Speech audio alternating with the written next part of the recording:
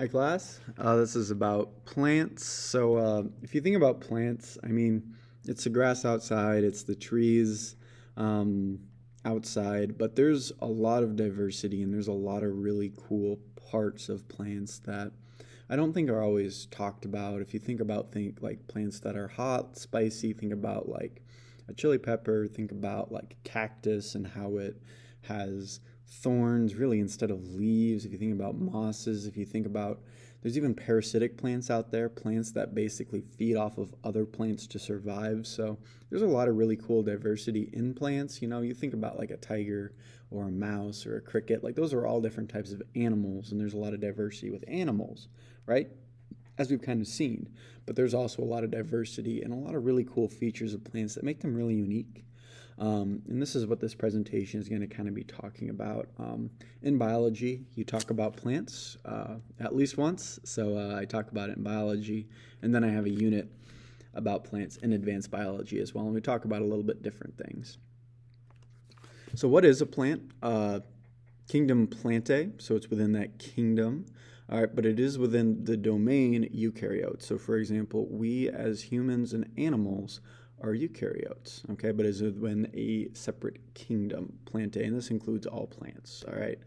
Plantae is probably a pretty challenging word, but anyway, multicellular eukaryotes. Multicellular means that there's many different cells, so a plant can't be a single cell. Typically, it has to be made of multiple cells, and their cell walls are made of a carbohydrate called cellulose. This is kind of looking at its structure. All right, it's very similar to like a starch. All right, cellulose, if you look at their cell walls, remember that's the outer protecting of the cell. But what cellulose does is that it's a little bit hard for us to digest. So if you eat some corn, right, and you look in the toilet the next day and you see those little pieces of corn there, all right, that's cellulose. We really can't digest that. We can do a little bit, but not a lot. If you think about things like termites, things like cows, they have special bacteria that can break down cellulose, and they can extract a lot more food from that. We as humans, we can eat like a potato that has starch. That is a type of carbohydrate that we can use. 1 second. Hello?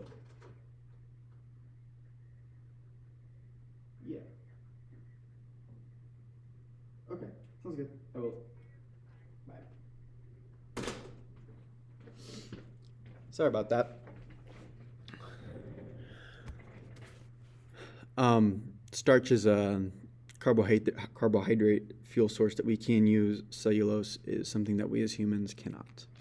They do photosynthesis, which is the process of converting light energy and carbon dioxide and water and creating sugars or energy. This is for storage as well as for plants. It does a lot of structural capabilities.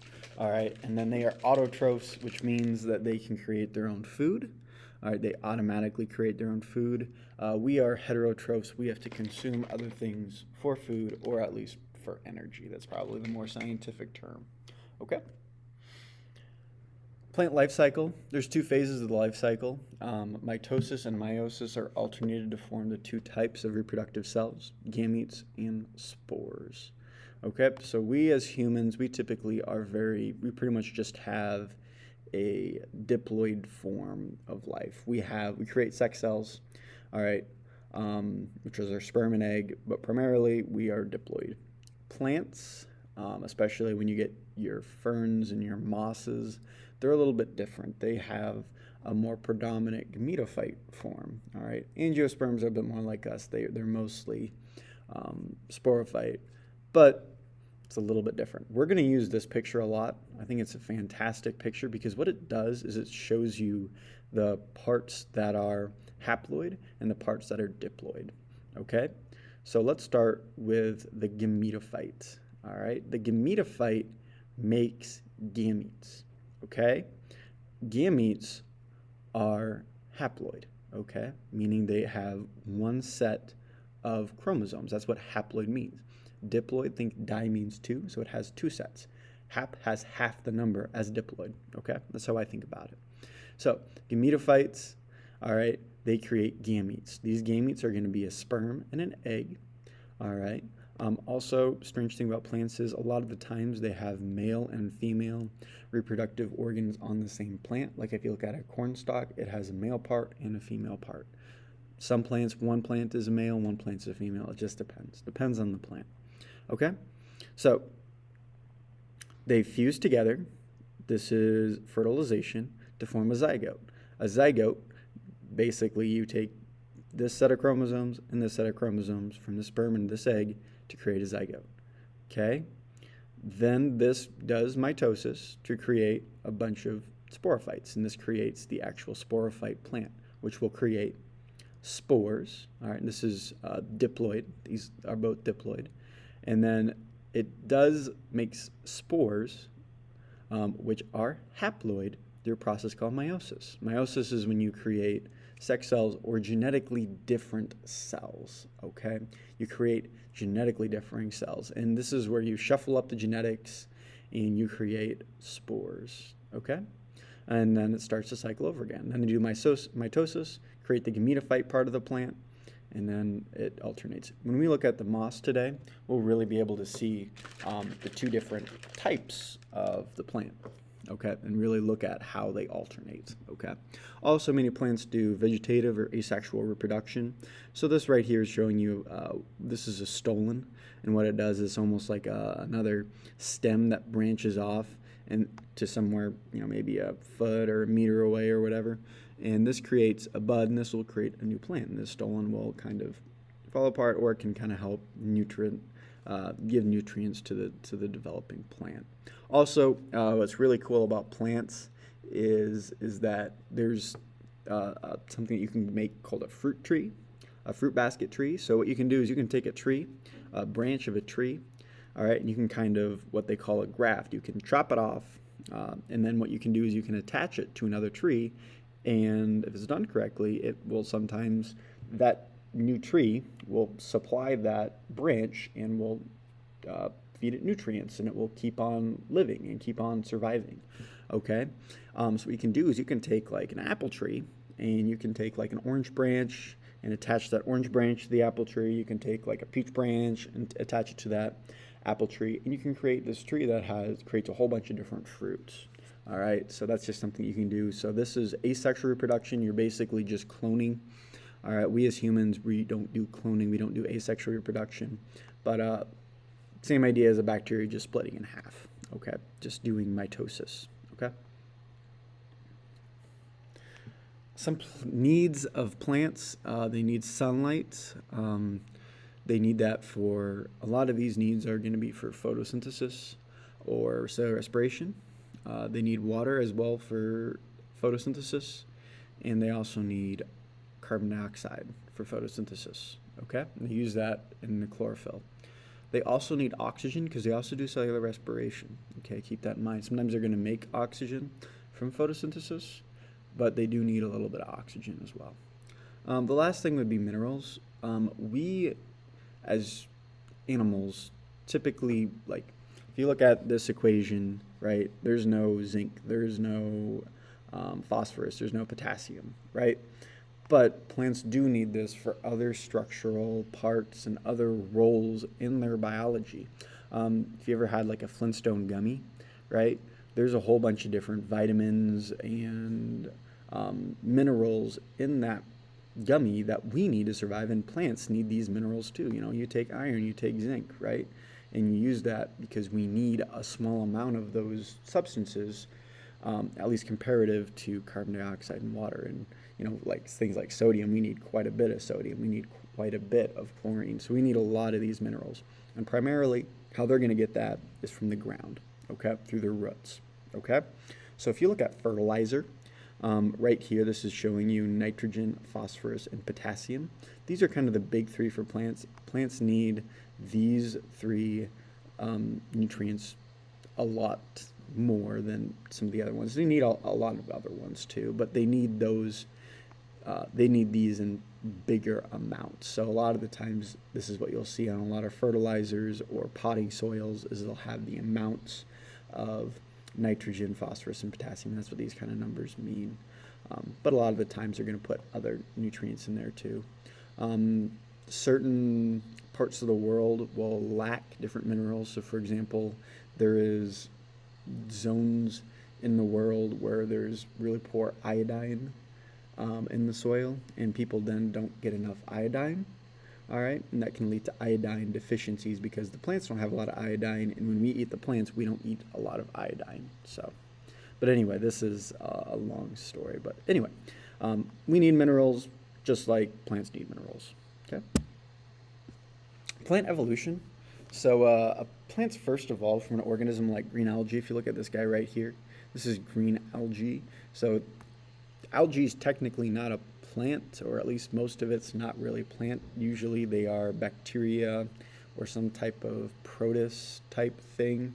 They're kind of, algae is not a real scientific name. It's more of a common name for a wide variety of photosynthetic things that do photosynthesis in water, okay? But a type of green algae is what plants evolve from, okay? If you look at this thing right here, this is green algae. You can find it in a pond, you can find it in the ocean, kelp is algae, stuff like that, okay? The first plants were strongly tied to water and diffusion, all right? So they needed water, like quite a bit of it, and they needed to be near it, and they get everything from just nutrients diffusing into the cell, things like carbon dioxide, things like potassium and those other minerals that they needed. But plants, basically what they did is they evolved to work around these pressures. They evolved seeds to help protect their basically plant babies from losing water. They evolved stems to help take those minerals and take those water in the ground and take it all the way up to the tops of the trees. I mean, if you think about how tall some trees can get, that's a long way for water to move, and that's what these stems do, is they move this water all the way up. And plants evolve to kind of work around these pressures. And we're going to kind of look at that, especially with our grouping of plants. So their plants are based on three important features. So they either have water conducting tissue, meaning they're vascular, all right? So whether they can move water up. Some plants don't have vascular tissue, okay? Vascular tissue is also similar to like our blood vessels, okay? Which moves stuff around, it moves fluids around, okay? Seeds, whether or not you have seeds, and then whether or not you have flowers. Flowers are essentially the reproductive parts of plants. Look at this pie chart. This shows the relative amount of species of plants that are alive today. Mosses, they don't have any of these three things. And their relatives, we'll talk about them today. They don't have any of these three things. They need a lot of water, rely on diffusion, don't get very tall. Ferns and their relatives, there's a few others, they have water conducting tissue, they have vascular tissue. They don't have seeds yet, okay? Cone-bearing plants, they have vascular tissue and seeds, okay? So we've got a pine cone that has seeds on it, but they don't have flowers yet. And then flowering plants, which are a very successful group of plants, they have flowers, and those flowers often turn into fruits. Bryophytes. These include mosses, liverworts, and hornworts. And at the bottom, you can kind of see some examples of those. They are non-vascular, so they rely on diffusion and osmosis for water, nutrients, all that good stuff. And then their life cycle depends on water for reproduction.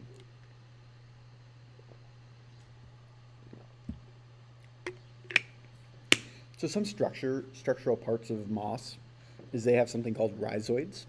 These are these thin cells.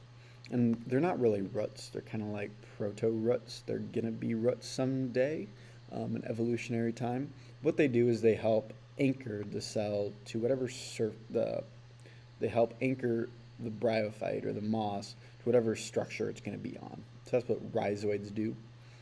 All right.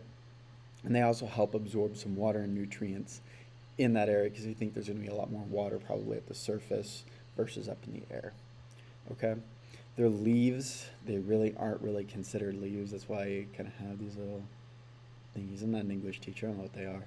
But they're only one cell thick, and they lose water pretty quickly. So they need a lot of moisture in that area. So typically, if you think about where you're going to find moss, you're going to find them under a log, you're going to find them at the bottom of a forest. There's a decent amount of moisture right by a stream, stuff like that.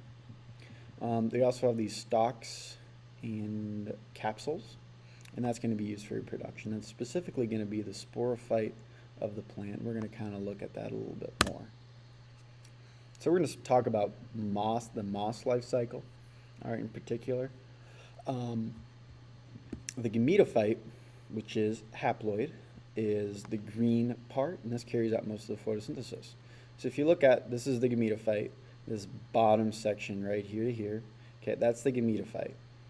Up here, all right, these stalks and then these capsule tips, all right, these is going to be the sporophyte.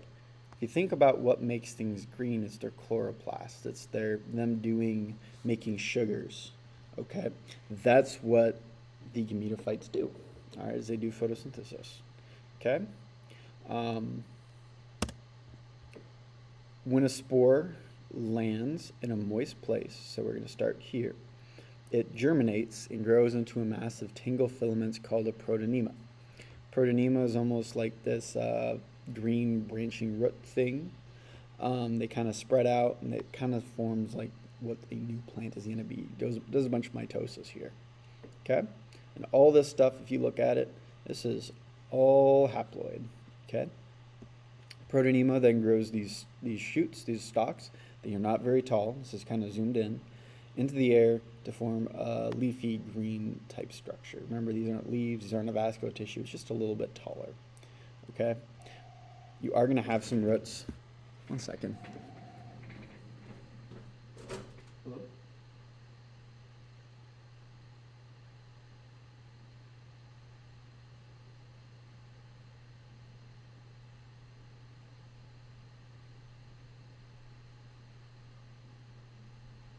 It doesn't matter. Just, I guess, if you just take two teachers who don't have a lot of study hall kids.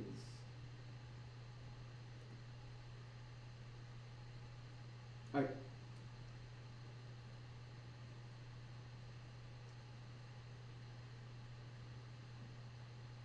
Yeah, I will.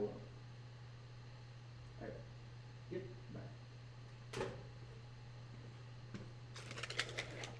Sorry about that. Protonema grows into the air into a leafy green structure, okay?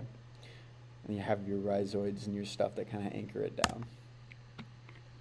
Gametes are formed in the reproductive structures at the tips of the gametophytes. So if you look at these long stalks, all right, at the very tips, you're going to create your sex cells, okay? You're going to have your antheridia, which is these guys, and they're going to produce sperm. So how I remember it is that if you think about male deer, they have antlers. Female deers do not. Antheridia, all right, those sounds like antlers, okay? So those are the male parts, and that's going to produce the sperm. Archegonia, that's going to produce the eggs, okay? Sperm fertilizes the egg and develops into something called a sporophyte, which is these stalks, okay? This is going to be a young sporophyte. So basically the sperm from the antheridia released onto the archegonia kind of goes down the chute, fertilizes this egg, forms a zygote, right? And then that zygote forms into the sporophyte part, and it kind of grows off of the gametophyte. Meiosis occurs in the capsule to produce haploid spores. So if you look at this right here is a capsule. This is the stalk, and when they are released, the cycle starts all over again. So the spores, which are haploid, they are released onto the protonema, which grows into the gametophyte. You get your antheridia and archegonia, which are your sperm and your egg, and they fertilize. And then these spores are actually created by meiosis. That's probably the key part. This is when meiosis occurs. It only occurs when the diploid, the 2M part, which means it has two sets of chromosomes, basically have their genetic information shuffled to create the spores, okay? This is a pretty tough section. It's probably a good thing that I'm recording this. So if this helps when you study, it wouldn't be a bad idea to review this later on. It'll be up on SockandSpringerScience.com or YouTube channel or whatever. Anyway, have a good day.